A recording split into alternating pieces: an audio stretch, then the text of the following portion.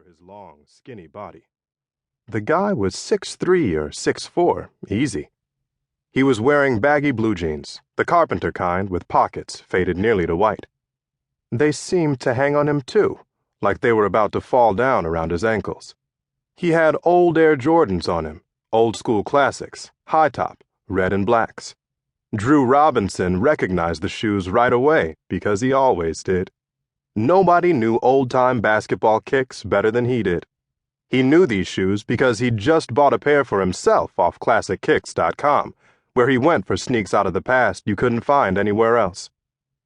The Ghost also had a beat-up Lakers cap pulled down low over his eyes, so Drew couldn't get a good look at his face. But he could see just enough to tell he was a light-skinned brother. Not as light as me, Drew thought. Out here on the half court that nobody ever used at Morrison Park. Not during the day, certainly not at night. Not when there was a lighted full court for you to use at Morrison. This one here was lit only by the moon, up high in the sky tonight. Usually, Drew Robinson, known as True Robinson by now to everybody who followed basketball, didn't see anybody using either of Morrison's courts when he arrived after midnight, whether the courts were lighted up or not. There was nothing fancy about this park. If you were a good player looking for a game, you went to Shoot Park over in Woodland Hills. Drew just liked the full court at Morrison. Liked being able to walk the couple of blocks here from home, knowing he could work out in peace, work on his game, without everybody watching every move he made. Watching him the way they had been for a while now, even before he and his mom moved out to Southern California from the time back in New York, when they'd first started calling him the best point guard prospect since, pick a name, Chris Paul or Derrick Rose or John Wall. All the new ones that had come along since they used to say Jason Kidd was the best pure point to ever come along.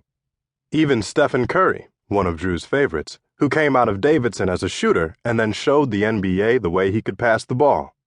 LeBron Jr. Some people even called Drew that. Not because of the way he played or looked. He was half a foot shorter than the real LeBron, but because he'd made that kind of name for himself before he was even a junior in high school. Truth was, he played more like Steph Curry, and looked like him even more. Drew True Robinson and his mom lived here in Agora Hills, just over the line from Westlake Village, where his school, Oakley Academy, was. Quiet town, at least as far as he was concerned, with this quiet playground in it. He could come here when Morrison had emptied out and remember every single time why he'd loved playing ball so much in the first place. Before it became a ticket to dreams he didn't even know he had. A basketball friend of his from New York, from 182nd and Crotona in the Bronx, Shamel Williams, a boy with no parents and no money, barely getting by on his grandma's welfare check, had told Drew once that the best thing about basketball, the thing he loved about it the most, was that it could even make him forget he was hungry sometimes. "Playing ball just fills me up in another way," Shamel said. "You know what I mean?" Drew had never gone hungry. His mom had always been a professional woman.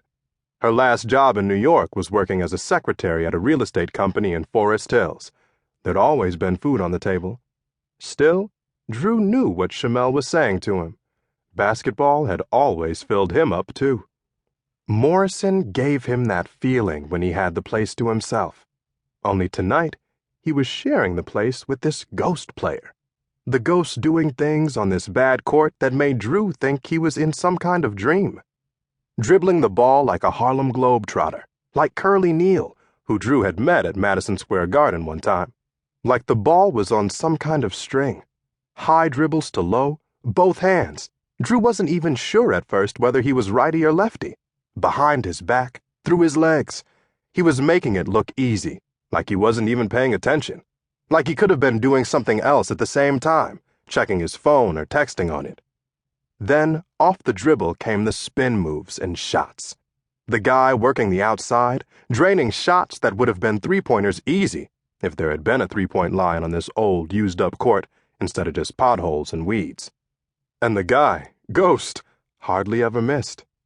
Even though there were these moves he made, ones that started with his back to the basket, moves like a blur that should have made it impossible for him to pick up where the rim was when he came out of them. here under the light of the moon.